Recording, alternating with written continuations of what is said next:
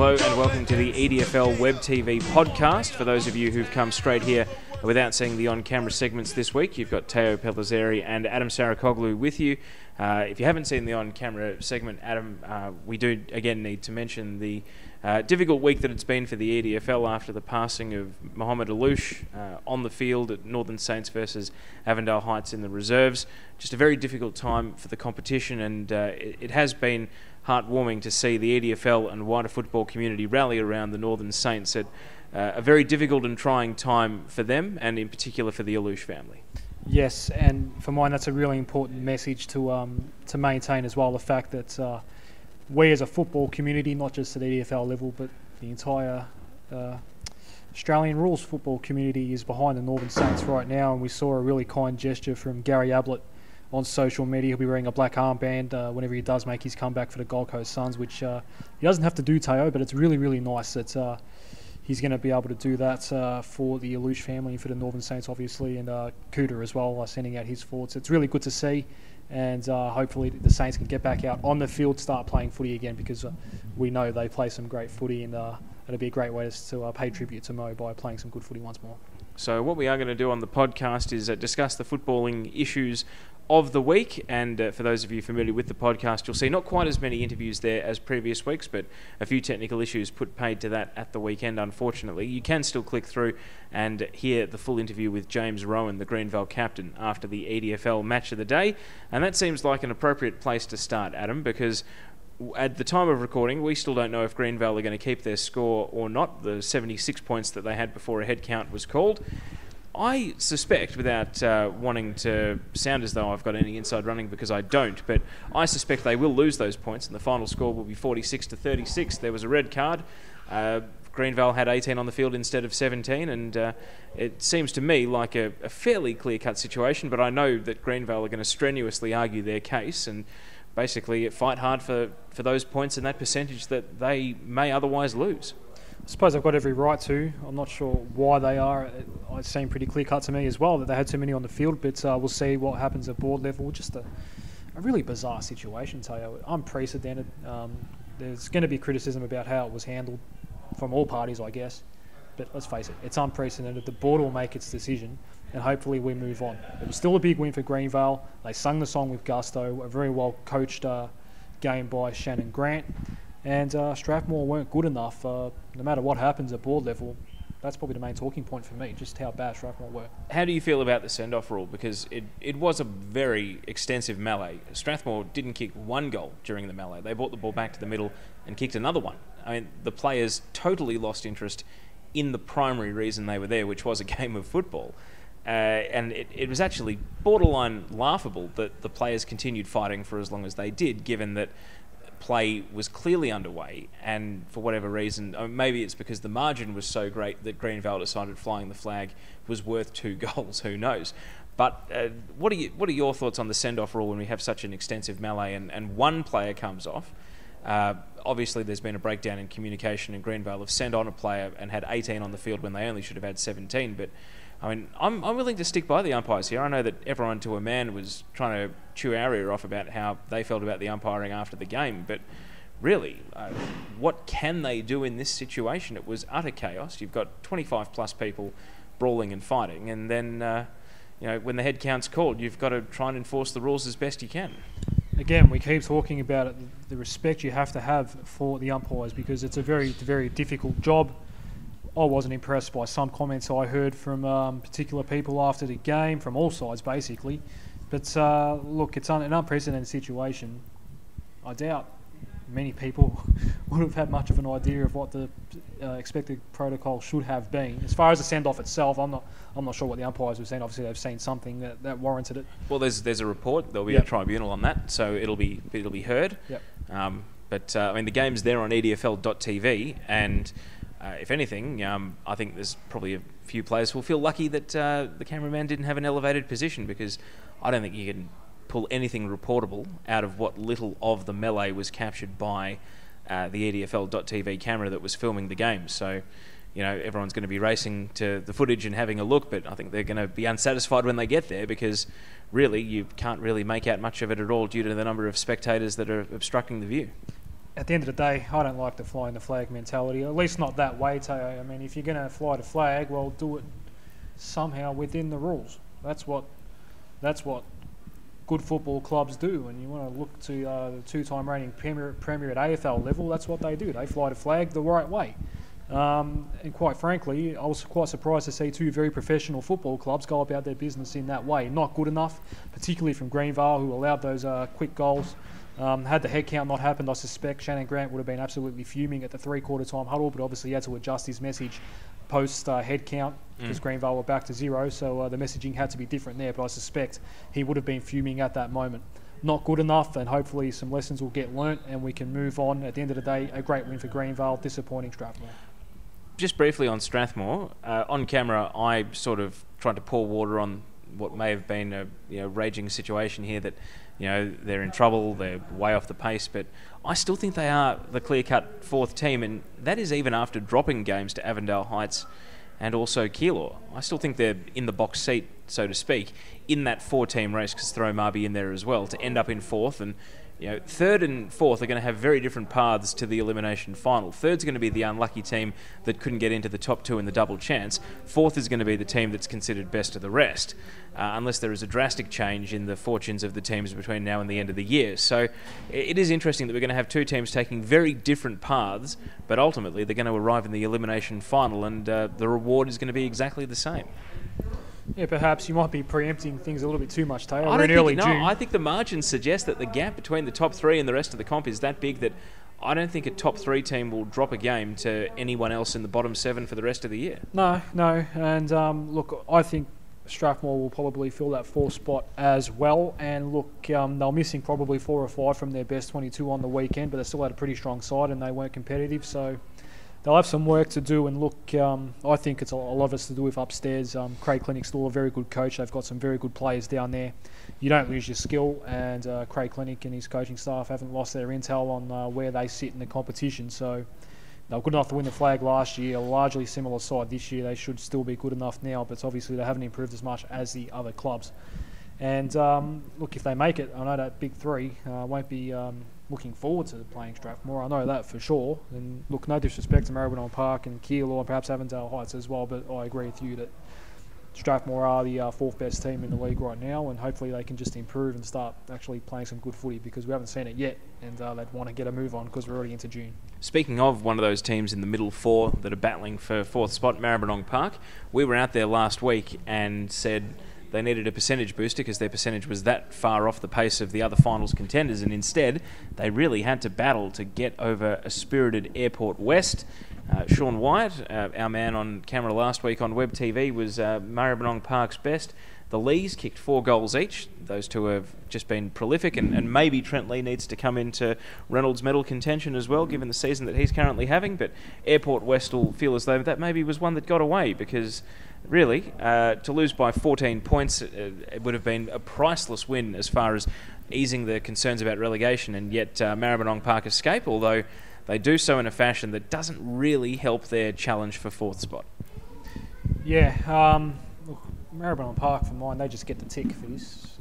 Not overly impressed. Good that they're in the 4, and that win against Keilor earlier in the year could well prove absolutely massive come season's end, Teo.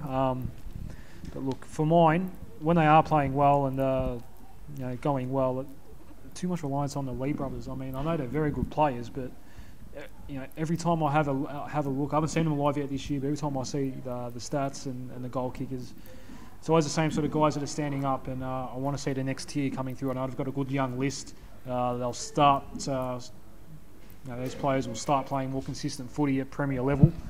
But it's the same sort of guys right now. It looks like they'll push by Airport West as well, so good to see that the Eagles starting to play well. Williamson kicked 2 goals, as did Ricky McVeigh. No Canaquali or Rogers playing in this game, so they were down a couple of their better players, and good that they kept up with Maribyrnong Park, but for mine, Marby gets a tick and not much else this week. Now, Aberfeldy beating Keilor, this was 61 points in the end, and if anything, I sort of looked at this and thought Keilor got a little bit closer than I expected, and they wouldn't have been happy with this at all. And you open up the score sheet, just 2 goal kickers for the day, Brown and Gordis with 3 each. You see Aberfeldy, Hislop and Reimers have kicked 4 goals each, and all the rest were singles. Here's a quote from Mick McGuan in leader, Chris Kavanagh in the Moonee Valley leader. With probably 5 minutes to go in the second quarter, we were only 8 points down. So for the first 55 minutes of the contest, I thought we were really good with what we put on the table and how we went about it. In the second half, it was a domination with their ball use and ball retention. And McGuan also went on to talk about David Isbister manning up on Kyle Reimers. So it's hard to say Keilor have done well to come away only being beaten by 10 goals here, but can we read much into whether or not they're getting any closer to the top 3? Because score-wise, margin-wise, it really seems like they're not. They're not, and every single week right now we seem to keep talking about their forward setup. You've got a midfield-type ruckman, one of the best players in the league, and it's usually him that you're relying on to kick you a score. Not good enough. Gordis is a good player as well. And look, Brown's a great player. Gordis is a good player. But they're not going to kick you a winning score by themselves. It's not good enough for Keilor at the moment. Look, they know where they're at. They're very level-headed down there. They know they're probably not a contender. I just wish they would be, though, Taya. They've got so many resources. They're such a great footy club. I just hope that they can get it right in the next couple of years and become a contender. But right now, you're asking me where they are compared to the big 3. Nowhere near it. Let's go to Pascoe Vale versus West Coburg. This was perhaps the refreshing surprise of the day, and I understand, Adam, that some people came away from this one thinking West Coburg actually won. But no, it was Pascoe Vale winning by 34 points in the end. So whoever was out there on the grapevine feeding misinformation didn't quite get the word about Pascoe Vale kicking away. Actually 6 goals to 3 in the final quarter. I don't know if that's a flattering margin or not, but you look at Daniel Harris kicking 6, Justin Taylor 4. That's a couple of midfield-sized players getting the job done there against West Coburg. So close at half-time, not quite as close at the end, and West Coburg will be happy that their percentage wasn't blown away. We talked this one up last week, and it looks as though, for the most part, the game delivered. Good to see that West Coburg were competitive. A couple of better players, Fidax and Cleary, some very good skilled players kicking some of their goals. But look, Pascoe Vale still relatively comfortably in the end, and listen to some of these outs, Teo, that weren't lining up for Paco. Robbins, Ekonomu, Dutchy, Holland, Vez Premi, all not playing against West Coburg. No depth issues down at Pascoe Vale right now.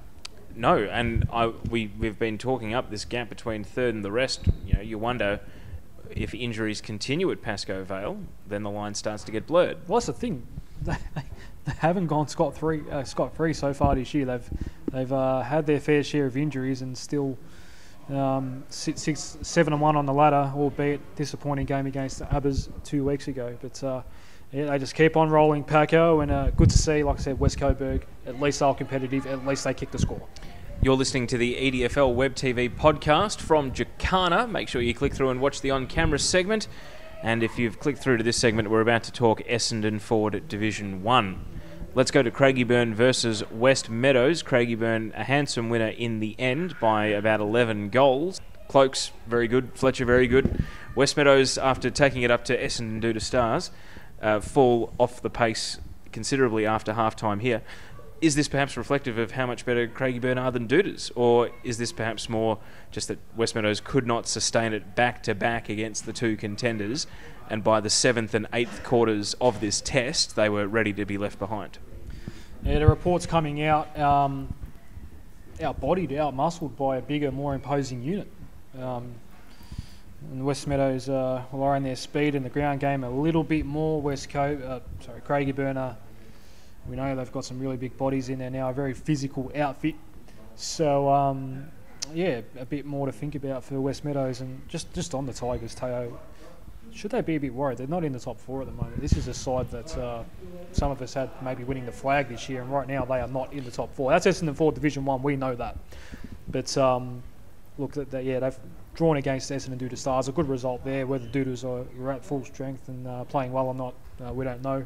But Craigieburn, they are on top of their game, and too good for West Meadows. Probably shouldn't be too surprised, but hopefully the Tigers can take something out of it and maybe learn from it next time they make. Well, West Meadows, we know they're worried, and even though they responded against Doodle Stars, their great fear was that they were going to be 3-4 after this game. Instead, they're 3-3-1. So They cannot afford slip-ups against the other teams. I mean, they've lost to Oak Park, they've lost to Tullamarine.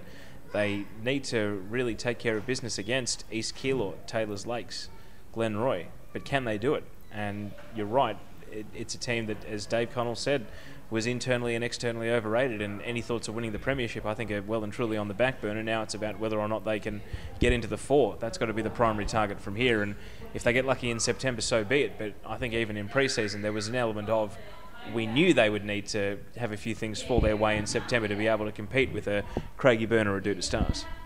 Yes, certainly, and no doubt about it. They're a fair way back right now. They're probably in the right position at 5th. It's just, that's Essendon 4th Division 1, Teo. We say it every single week. But our next game, I thought was interesting as well. Let's talk about Hillside and Dudas. Yeah, in the end, this one was pretty one-sided, and it was set up by the second quarter, 4-1, and then again 4-3 in the third, and 3-0 in the last, blowing out the margin just a little. Dudas inaccurate as well, 14-17.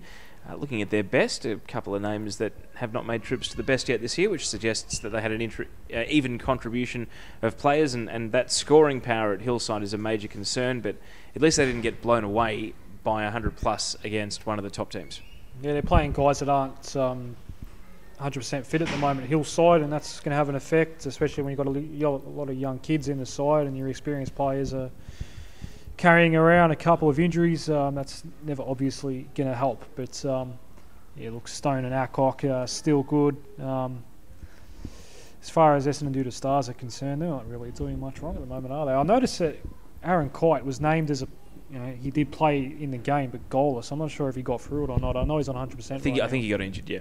Yeah, he's not 100%, but they've got a lot of scoring power, Essendon Duda Stars, and even some of your midfield types, Sholo Smith and Calvaresi, some Brown, some well-established players down at Dudas getting the job done on the scoreboard. So, yeah, they're a daunting proposition offensively. Let's talk about Glenroy and East Keilor. This was just a point the difference at three-quarter time, and then Glenroy kicked 7-3 in the last quarter to enjoy consecutive wins, and I think just about take themselves out of the relegation discussion, Adam, because you look at the best there, Golding, Julick, Tremberth, 3 of their best midfielders stepped up and won them this game. Golding's kicked 3 goals, Tremberth and Julick 2 each. And so even though they lost, of course, their forward line in pre-season, they've finally worked out how to put things together. And East Keilor, yeah, it's a missed opportunity, but as we so interestingly debated last week, I believe that Glenroy was the favourite for this one, and they prevailed. And, I shouldn't have tipped East Keilor to win. Look, well, most looking forward to Oak Park and Tulla on the weekend, but this one just might have been the best game, as it turns out, Teo. And a shootout in the final term to win it in the end, and good to see that Glenroy can actually get that part of their game right on the day. Look, I still rate East Keilor much higher than a lot of other clubs do. Media people do. And good to see that they are engaged in a pretty fierce battle. But like I said, 7-3 in the last quarter. Wasn't expecting that sort of firepower from Glenroy. The game just opened up as it usually does in the last quarter, and they just went bang 7 times. So well done to Lance Whitnell and the boys down there. And look, East Keilor just keep chipping away. They are good enough to survive, and hopefully that's going to be the goal going forward now. Just be competitive. Last game in Division 1, Tullamarine from 3 goals up at half-time, kicking just 1 in the second half as Oak Park came over the top to win by 7 points. Important win for Oak Park. It puts them outright third on the table. It drags Tullamarine back into the mix to be chased by the likes of West Meadows and maybe Glenroy, maybe Taylors Lakes, but most likely West Meadows for 4th spot. Good win for Oak Park, important win as well. And as you said on camera, Adam, Tullamarine cannot put 4 quarters together. They can play some very good football, but they cannot sustain it, and they've got out of jail from big deficits a couple of times, but on this occasion with a handy lead, they've stopped and kicked just 1-5 after the long break, including scoreless in the third quarter. So factor in wind, that's still a pretty poor return. Yeah, if you're constantly playing catch-up footy, then it's going to take its toll eventually on the bodies down there at Leo Deneen Reserve. And look, no Brockway, no Chris Burns, 2 of their better players are not in action on the weekend against Oak Park. And yeah, for mine, that's a consistent four-quarter effort. It's just been lacking for Tulla in the big games so far this year, even against Hillside, a slow start. So they'll have plenty of time to get that right, and if they do get that right by September, then look out. They will not be a pushover, that's for sure. And look, again, I just want to see Oak Park live. They are too all over the place for mine right now, but good that they're at 5-2. Can Oak Park miss the finals from here? Definitely, because of the way Essendon 4 Division 1 is and how even it is. If West Meadows gets it right, then I still think on paper the Tigers are better than the Kangaroos, but that win earlier in the year at Willowbrook is going to hold Oak Park in pretty good stead. There'll be a return match soon enough. What was the question again, Taya? I'll give you a definitive Can yes or Oak no. Park miss the finals from here? Can they? Can they? Of course. But will they? Will they? Tough one, Do isn't I it? have to? No. Will they? There are so many. No. Are so many close and 8-point games to go. We're a long way from working it out, but they've had some input. They've beaten West Meadows. They've beaten Tullamarine. They've basically ticked the boxes they needed to tick in order to get one up on all those other teams that are chasing the big two. Right now, I will have them playing finals. All right, let's move on to Strathmore Community Bank Division 2. Hello to anyone that has clicked through to this segment of the EDFL Web TV Podcast. We're out here at Chicana, but let's start with the top talking point because Sam O'Brien kicked 14-14 against Burnside Heights. Fill your boots time, really, for Moonee Valley. 206-19. You called it, Adam. I think you said that Valley were going to win this by 150. And they have done that and more. O'Brien's obviously shot right up into contention to win the goal-kicking title as a result of this. Burnside Heights, I don't know, still on the bus tour celebrating their first win of the year. I mean, I feel for them because you want it to turn into positive momentum. You don't want them to come crashing back to earth with margins just as bad as they've ever been, but that's exactly what's happened here. And I think Moonee Valley, did we tell them to go out and chase percentage last week? I think we did. I think they needed it on the ladder, and they have responded in kind with an absolutely dominant performance. Quiet day for Seb Monker and Braden Padmore, just kicking 5 each. Moonee Valley's pretty quiet day, didn't they, compared to Moonee Valley's percentage 14 is man. only 128, even as a result of winning that behind Coburg District's 182, Roxburgh Park 207, and Hadfield 215. So, yeah, I've jogged my memory. They did need to go for percentage, and frankly, they need to keep doing it any time they get an opponent on the canvas. There's every incentive for them to keep the foot on the pedal. Offensively, they're still going at about the same rate as Coburg Districts and Roxy, but they've conceded a lot more than the teams around them on the ladder, which is why the percentage is the way it is. But they did what they had to do on the weekend. I know I say that's my favourite saying, Teo, on EDFL Web TV, but job done, tick, move on. Some big games coming up, especially against Roxy in a couple of weeks. Looking relatively closer by comparison, but really not close at all. Coburg District's 149 to East Sunbury, just 28-20. We're about to go and watch East Sunbury this weekend, Adam, and this result doesn't fill me with confidence, but Coburg Districts are a very good side. We're going to be seeing them the week after. And I think we're both really looking forward to Coburg Districts versus Roxburgh Park. That's a bit of a blockbuster, but this one was definitely not. And again, tick the box, move on. And we talk about percentage. When you only concede 20 points, you're going to give yourself a nice little percentage boost, and that's exactly what Coburg Districts did. Yeah, but East Sunbury kicked 2 goals 8, so I don't know if wind was a factor there or not, but not very accurate in front of goal. That would not have helped margin-wise in the end, and we'll just hold off on Coburg Districts until we can see them against Roxy, an absolutely massive game coming up in 2 weeks' time at Cole Reserve, I believe, Taylor. Cole Reserve. Really looking forward to that, and I think there's a few people down at each club that aren't happy with me right now after perhaps not rating them as much as I should have. So you I'm might not have looking forward to speaking to the losing team that particular night. Might have 2 weeks off. Roxburgh Park taking on Keilor Park. This one was a little bit surprising that it got so out of hand. 10 unanswered goals in the second quarter put Roxburgh Park into thrashing territory, and they went on with the job with 10 goals to 3 after half time. So this one was just one-sided from beginning to end. The Walkers kicked 9 goals between them. Dawson another bag of 3. He's in a good run of form. And plenty of other goal kickers getting in on a good spread. Dawson best on for Roxy, which is good signs in that forward line. And the Walkers, of course, doing what they do. Our man from Web TV last year, Jamie Grant, also in the best. Roxburgh Park roll. Keilor Park back down to earth, and I guess really for Keilor Park it's all about finishing 6th from here and then trying to do their best to uproot one of the other teams in the division, but really they're going to be underdogs against the other teams right now in this competition. I think it's a result that beautifully typifies where Keilor Park is at the moment. As far as Roxy is concerned, look, they showed no mercy, Teo. They just kept on going throughout the day and really punished Keilor Park in the end. And look, just on Matt Walker, every single week we're seeing his name pop up in the goal kickers. He's kicked 32 goals for the year now. So certainly in contention for not only the goal kicking award, but perhaps league medal sort of chat as well. He's had a really good year, as did Jaden on the weekend. But Coburg Districts, which will be a broadcast game, and then Moonee Valley after that. We'll learn a lot more about just what level of contention Roxburgh Park is at in terms of the flag race. And now to the last game in Division 2 and the team we're at tonight, Jacana. They got heavily beaten by Hadfield, 95 points in the end. Was out listening to them on the track, lots of chat, really good spirit between the team. And I've got to say, there's a good ethos down here. You wouldn't know they lost by 100 points at the weekend because they all seemed to be pretty determined to turn things around as soon as possible.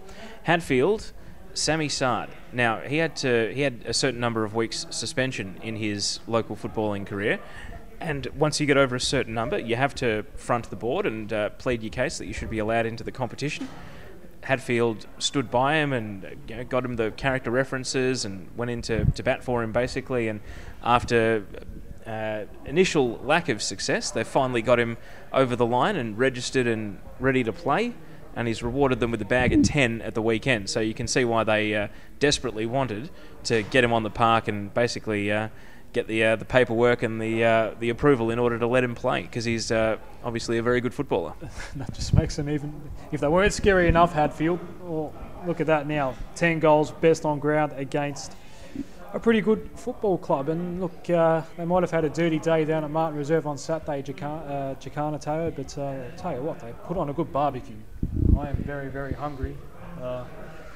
We're getting the smells coming through to us where we're recording our show right now, and I'm going to get stuck in some sausages after this one. You can smell what the Jags are cooking? They throw on a very, very good barbie down here at Jacana.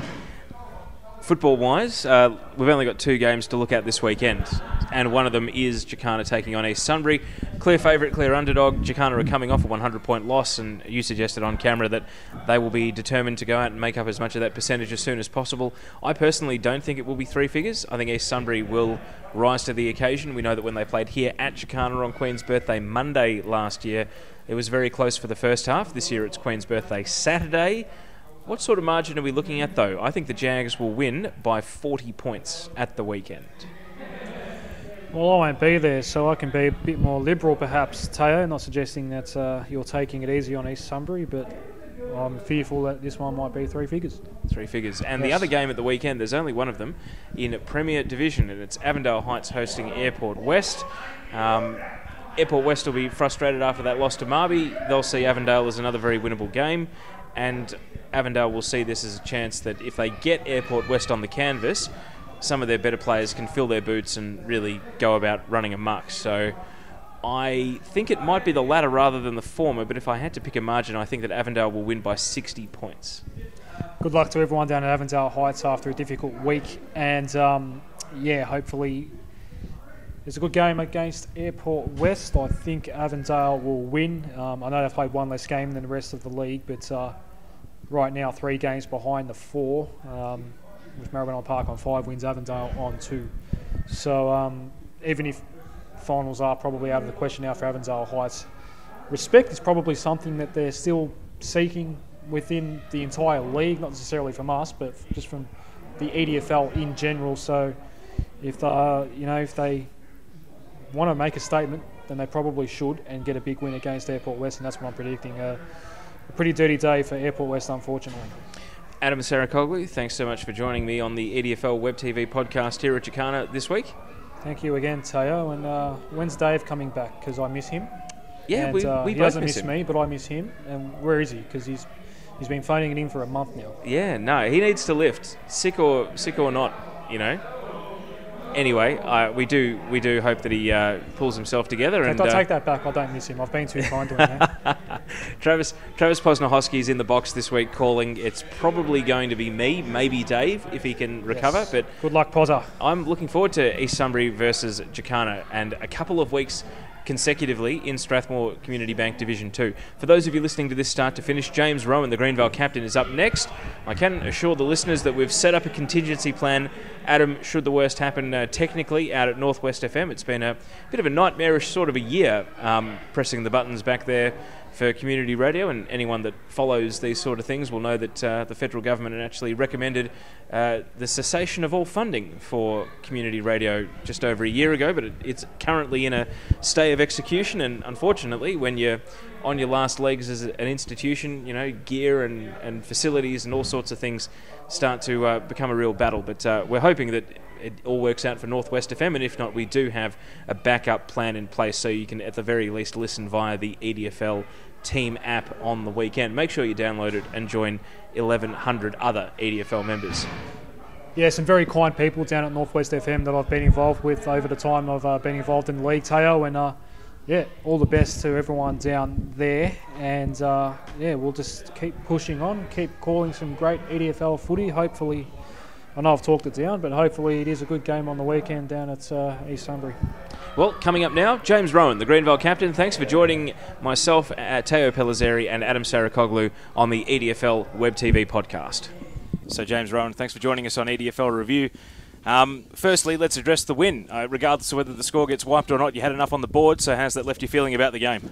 Oh, to be honest, pretty emotional and excited. I mean, that was obviously with the incident that we'll talk about later, for us to keep our composure and come back and just continue on, and then in the end get the result either way. It's a great win to be involved in. So let's get to the discussion out in the middll. How did it start, and what on earth happened out there? Oh, well, to be honest, I was a bit lost as well. Obviously, there was the fight for a little while, and then so what I saw was a minute later, or a couple of minutes later, they all of a sudden we called for a head count. So, and what the result of that was a player from Greenvale had been given a red card, and then that player had run off and he'd been replaced, which apparently you're not supposed to do. And then that's where that came from. Which player did they say had been given a red card?